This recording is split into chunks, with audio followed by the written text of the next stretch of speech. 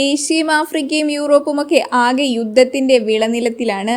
ലോകശക്തികൾ പോലും സമാധാന ശ്രമങ്ങൾക്കായി എത്ര ശ്രമിച്ചിട്ടും പരിഹാരമില്ലാതെ മുന്നോട്ടു പോകുന്നതിനിടയിലാണ് സമാധാനത്തിന്റെ സന്ദേശവുമായി മാർപ്പാപ്പ എത്തിയിരിക്കുന്നത്. സൗഹൃദ ടണൽ അഥവാ ടണൽ ഓഫ് ഫ്രണ്ട്ഷിപ്പിന്റെ കവാടത്തിൽ വെച്ച് ഫ്രാൻസിസ് മാർപ്പാപ്പയും ഇന്തോനേഷ്യൻ ഗ്രാൻഡ് ഇമാം നസ്രുദ്ദീൻ ഉമറും ചേർന്ന് മതനേതാക്കളെ സ്വീകരിച്ചപ്പോൾ അത് ചരിത്രമാവുകയായിരുന്നു.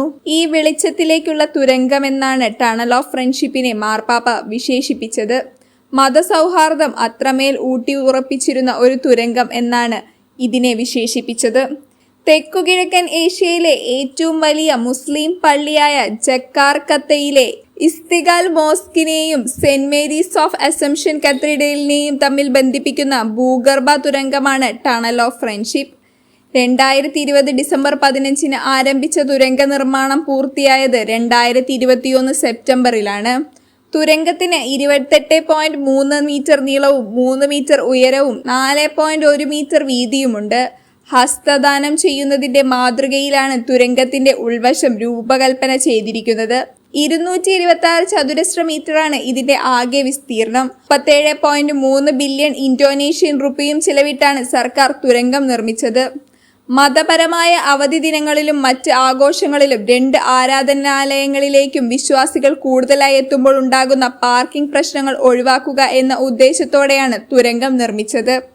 തുരങ്കത്തിലൂടെ ഇരുഭാഗത്തേക്കും സഞ്ചരിച്ച് പള്ളിയുടെയും മോസ്കിന്റെയും പാർക്കിംഗ് ഏരിയയിൽ വാഹനം നിർത്തിയിടാം.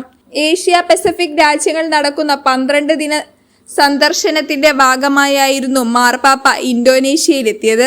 സംഘർഷങ്ങൾക്ക് തിരികൊളുത്താൻ മതത്തെ ഉപയോഗിക്കുന്നതിനെതിരെ ഫ്രാൻസിസ് മാർപ്പാപ്പയും ഇന്തോനേഷ്യയിലെ ഗ്രാൻഡ് ഇമാം നസ്രുദ്ദീൻ ഉമറും ഒരുമിച്ച് മുന്നറിയിപ്പ് നൽകി. മാനവരാശിക്കായി മതസൗഹാർദ്ദം എന്ന പ്രഖ്യാപനത്തിൽ ഇരുവരും ഒപ്പിട്ടു. ഇന്തോനേഷ്യയിലെ 6 അംഗീകൃത മതങ്ങളുടെ നേതാക്കൾക്കു മുമ്പിൽ നടത്തിയ പ്രസംഗത്തിൽ ഐക്യത്തിന്റെ സന്ദേശമാണ് മാർപ്പാപ്പ നൽകിയത്. നാം എല്ലാവരുടെയും സഹോദരങ്ങളാണ്. ഏതു വ്യവസായത്തിനപ്പുറവും നാം എല്ലാം സ്വന്തം ദൈവത്തിലേക്ക് സഞ്ചരിക്കുന്ന തീർത്ഥാടകരാണെന്നുമാണ് അദ്ദേഹം പ്രതികരിച്ചത്. ജക്കാർത്തയിലെ ഫുട്ബോൾ സ്റ്റേഡിയത്തിൽ മാർപ്പാപ്പയർപ്പിച്ച ദിവ്യബലിയിൽ 80,000-ഓളം പേരാണ് പങ്കെടുത്തത്.